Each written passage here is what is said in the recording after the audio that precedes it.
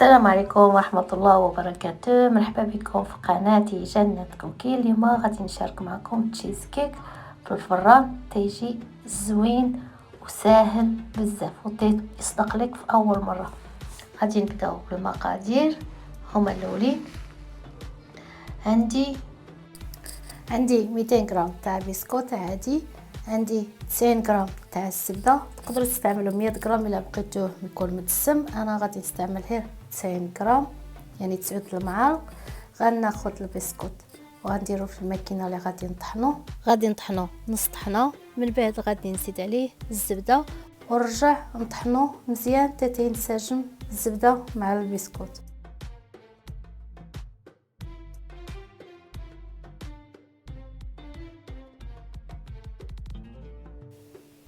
دابا هو طحنطو بيتو انا يكون على هذا الشكل تيجي. غناخذ المول اللي تيتحل من الجنب، ما تندهنوه ما والو. غادي نحط فيه الخليط ديال البسكوت مع الزبده تيجي على هذا الشكل، وغادي نبدا نسرح فيه تنقادو مزيان. تقدروا الا بغيتوا ديروه بحال هكا طلعوه شويه على الجوانب تيجي زوين. بيتو يكون السمك تاع البسكوت شويه غليظ وديروه نازل شويه. تقدروا تضبطوا. انا تعجبني هكا يكون شويه طالع البسكوت على تشيز كيك.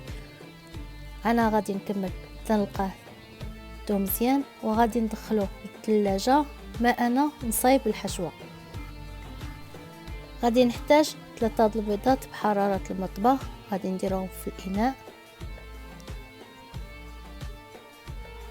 من الاحسن يكونوا بحراره المطبخ باش يجوا يطلع لكم تشيز كيك.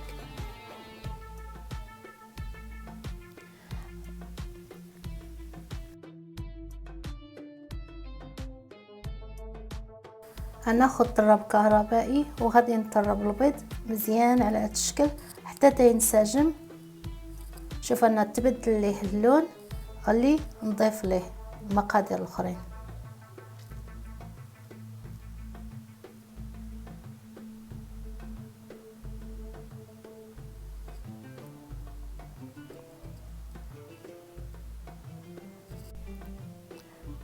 غادي نزيد 3 المعالق ديال السكر سنيده، وانا تنستمر في التضرب ما تنحبسش.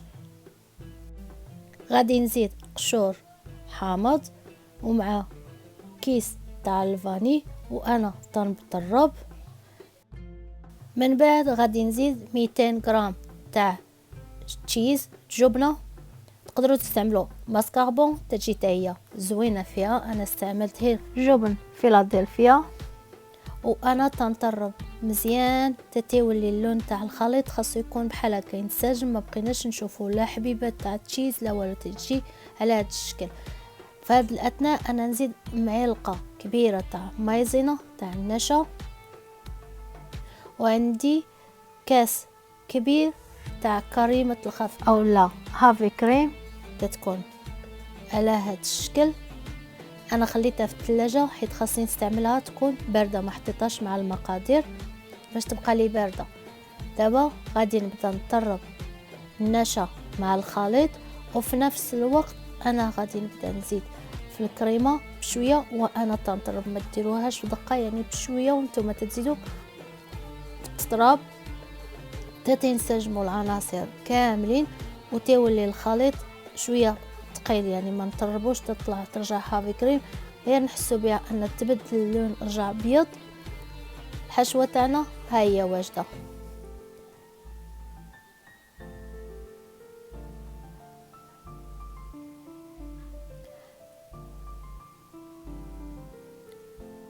هذا هو الشكل تاع الكريمه. انا طلعت شويه ولا ثقيله.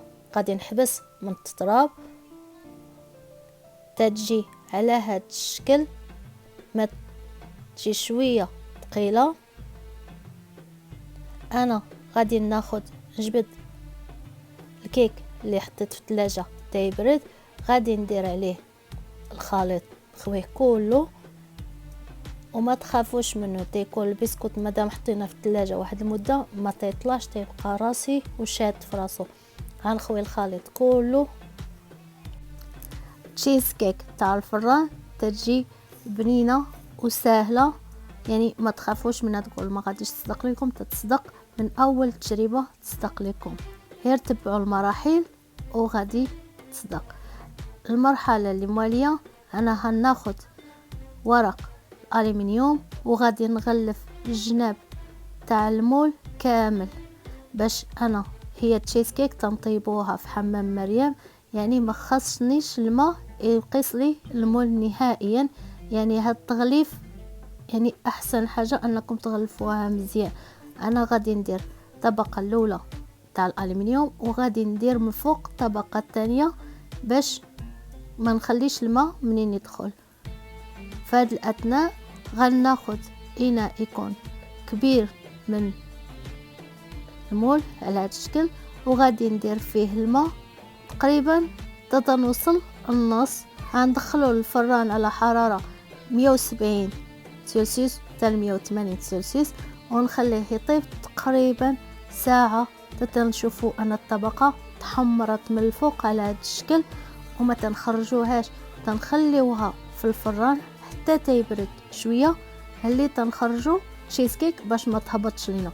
ونديروها في الثلاجه يعني مده تقريبا ساعه حتى ساعتين حتى تبرد مزيان.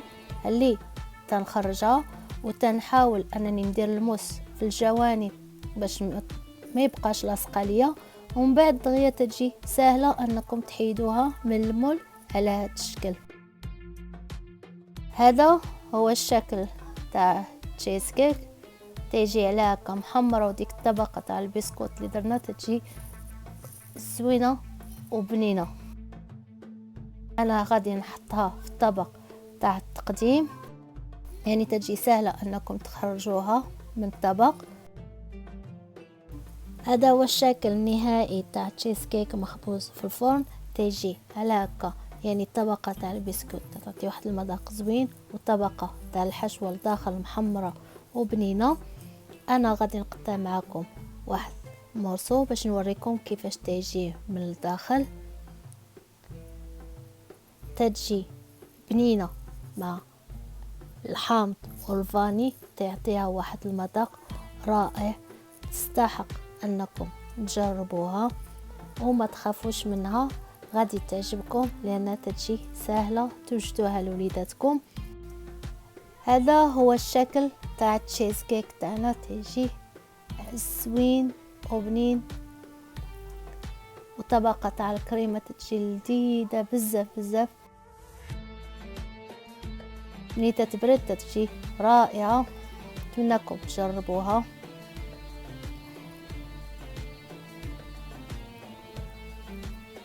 الى عجبكم الفيديو تاع اليوم نتمنىكم ديروا لي اللايك وتخلوا لي تعليق وتشاركوا الفيديو مع احبابكم. الى وصفة اخرى ان شاء الله. السلام عليكم.